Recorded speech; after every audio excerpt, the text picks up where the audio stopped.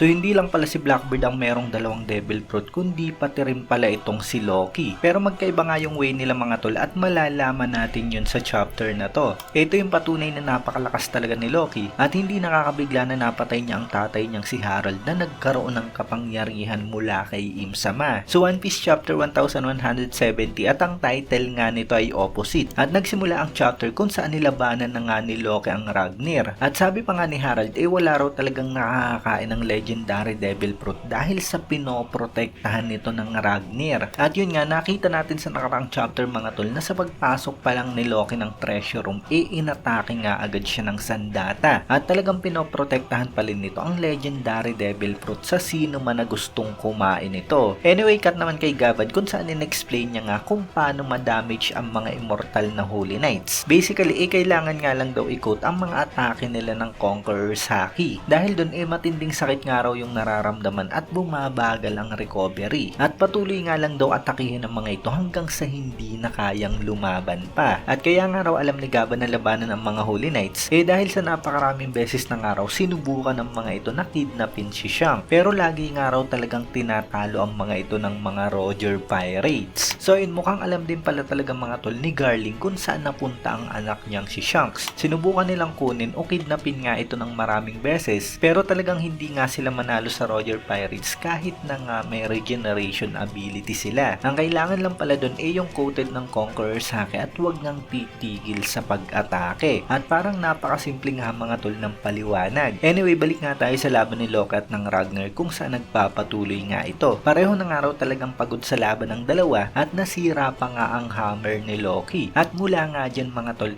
nag-transform ang Ragnar sa isang cute na squirrel. At base nga sa mga naunang hint mga tol, ang Ragnar isang weapon na merong Devil Fruit. At yun nga ang squirrel sa Norse mythology ang Ratatoskr. Sinasabing nakatira ito dyan sa Yggdrasil kung saan bumababa at umaakyat ito at nagdadala ng mga mensahe. Trickster nga rin daw ang Ratatoskr na konektado nga talaga kay Loki. At tinatawag nga rin itong mga tol na God of War. At hindi biro ang lakas nito mga tol dahil sa kaya niyang makipagsabayan kay Loki kung saan nawasak niya pa nga ang kanabo nito. At nakita rin natin nung ginamit ito ni Loki na meron nga itong thunder power. Pero eto mga tol, mukhang napaamo nga talaga siya dahil sa tinanggap niya na nga si Loki at binuksan na ang Devil Fruit chest. At mula nga dyan, kinain na ni Loki ang legendary Devil Fruit. Biglang nag-transform ang kamay ni Loki at naging close ito. Pero silhouette na nga lang daw mga tol yung makikita natin. So base nga dyan mga tol, mukhang mabangis na halimaw nga ang legendary Devil Fruit na ito ni Loki. At mukhang mula nga kay Loki yung mga bakas ng claw na nakakita natin dyan sa kastilyo mga tol. At base sa hint mga tol, isa nga rin sa mga creature ng Norse mythology ang Devil Fruit na yan ni Loki. At probably yun nga raw maaaring ang Nidhogg. So basically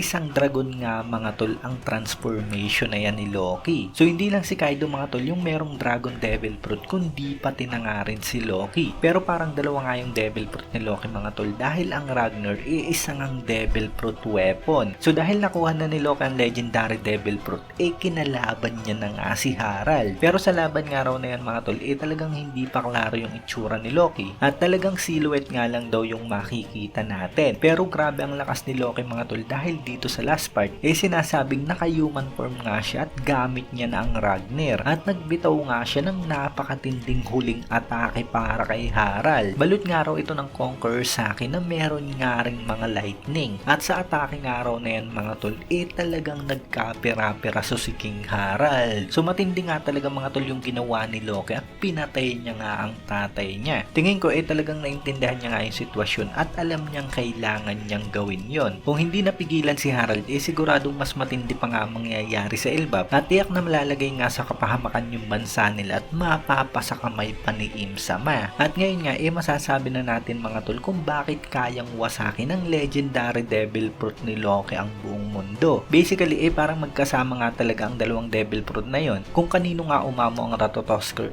sa kanya nga mapupunta ang legendary Devil Fruit. Kakaiba nga talaga mga tol etong si Loki at talagang napakalakas niya nga. At marami pa nga tayong aabangan dahil sa hindi pa talaga ipinapakita yung itsura niya. So abangan na nga lang natin ang full chapter neto mga tol. Bali wala nga raw tayong break mula kay Oda pero ang chapter nga na to para sa next week pa talaga kaya 2 linggo pa rin yung hihintayin natin para sa kasunod na chapter. Kaya yun, abang-abang na nga lang kayo mga tol. Syempre kung nagustuhan nyo ang video to, huwag nyo sana kalimutan mag-iwan ng like dahil napakalaking tulong na yan para sa ating channel. At yun, maraming salamat sa inyong panonood at mag-iingat kayo palagi. Bagang!